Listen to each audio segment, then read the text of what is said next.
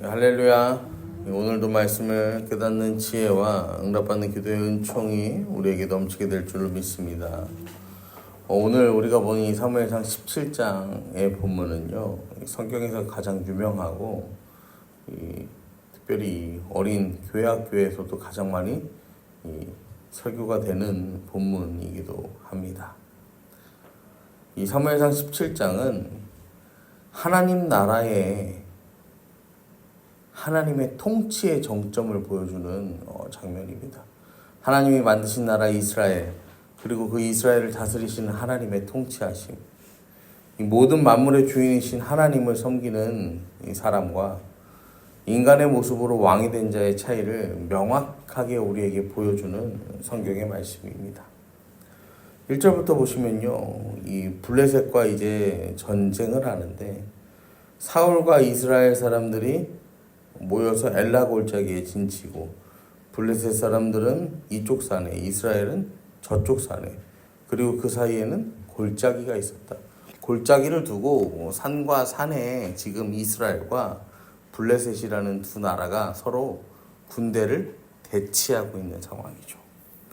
4절에 보시면 블레셋 사람의 진영에서 싸움을 도두는 자가 나오는데 그 이름이 골리앗이고 가드 사람, 그리고 그 키가 6규빗의 한 뼘이다 라고 말합니다. 한 규빗이 이게 정확한 측량의 기준이 없는데 대략 이 손가락 끝에서 팔꿈치까지라고 생각하시면 되는데 한 50cm 정도 생각하시면 돼요.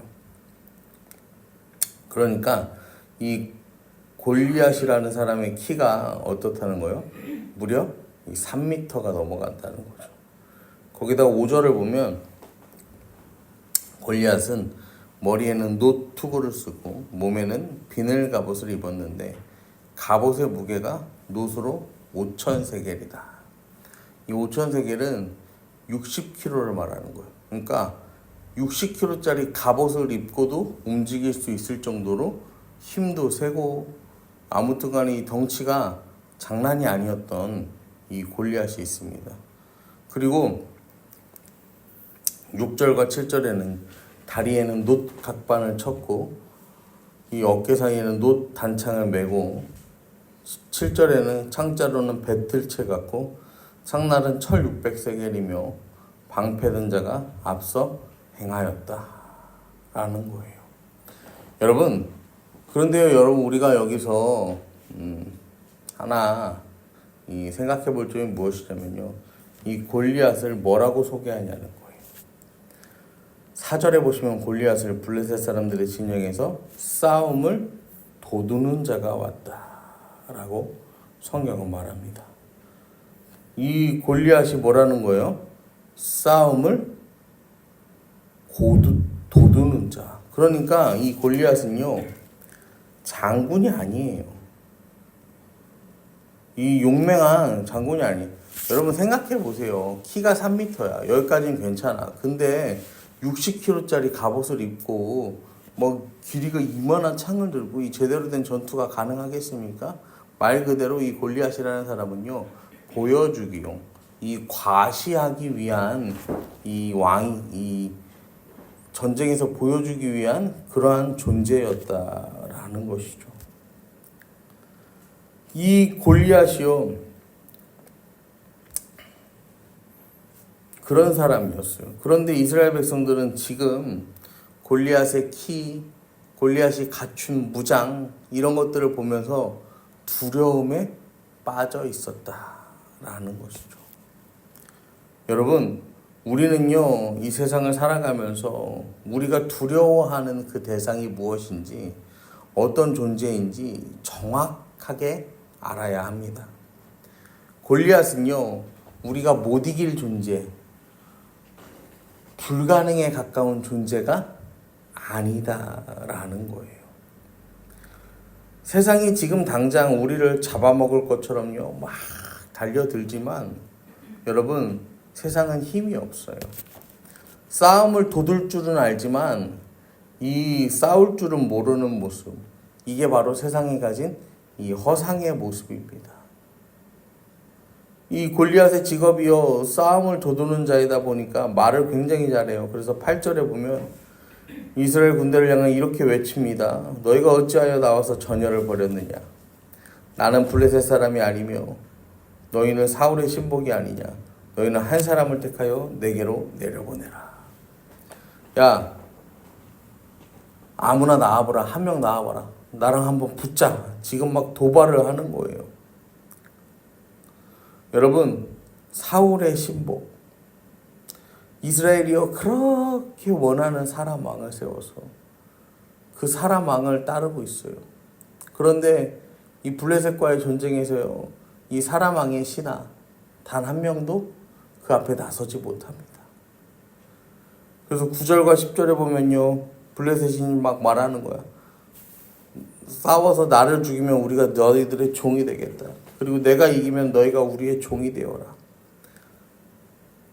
그러면서 블레셋 사람이 또 이르되 내가 오늘 이스라엘의 군대를 모욕하였으니 사람을 보내 나와 더불어 싸우게 하라. 계속해서 이스라엘을 모욕하는 거죠. 근데 11절에 보면 사울과 온 이스라엘 블레셋 사람들이 이 말을 듣고 크게 놀라서 두려워하였다라고 성경이 말해요. 인간적인 왕, 인간이 세운 왕의 한계가요. 백성이 원하여 세운 그 왕의 한계가 분명하게 드러나는 장면입니다. 골리앗을 보고 두려워했다라는 거예요.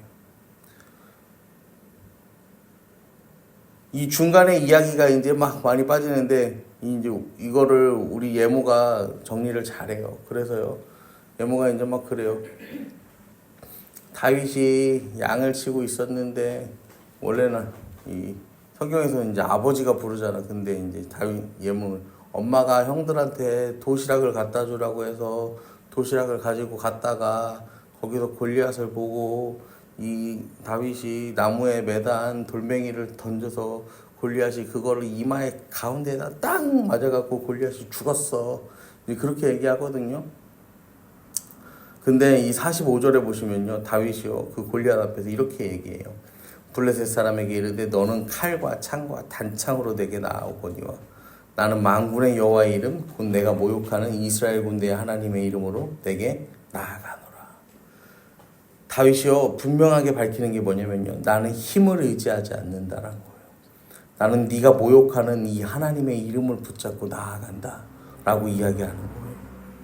그리고 46절에 오늘 여호와께서 너를 내 손에 넘기시리니 내가 너를 쳐서 내 목을 베고 블레셋 군대의 시체를 오늘 공중의 새와 땅의 들짐승에게 주어 온 땅으로 이스라엘의 하나님이 계신 줄 알게 하겠다.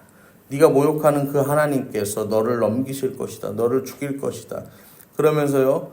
여호와의 구원하심이 칼과 창에 있지 아니함을 이 무리에게 알게 하리라.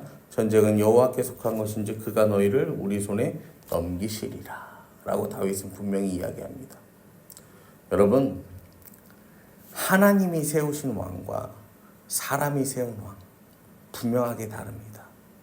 사울은요 자기가 처음에 왕이 됐을 때 너무 두려우니까 무서우니까 처음에는 숨었어요.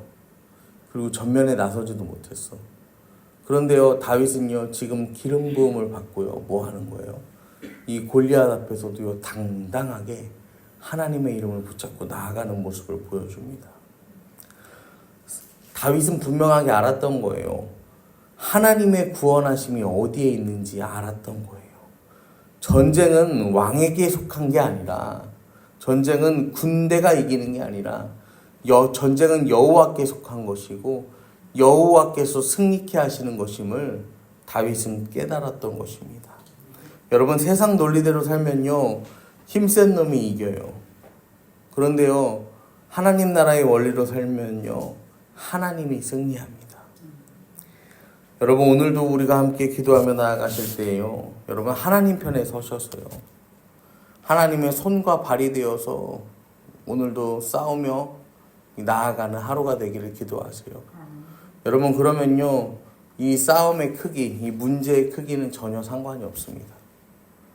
하나님께 맡겨드리고 우리가 싸우면요 이 문제가 아무리 커도요 이것이 우리가 해결하고 감당할 수 없는 문제라고 해도요 여러분 아무 상관없어요. 전쟁이 여호와께 속한 것임을 안다면, 여호와의 이름으로 나아간다면, 진짜 전쟁의 주인이 누구인지 우리가 확인한다면, 믿음으로 나아간다면, 여러분 우리는 오늘도 반드시 승리할 것을 믿으시기를 바랍니다.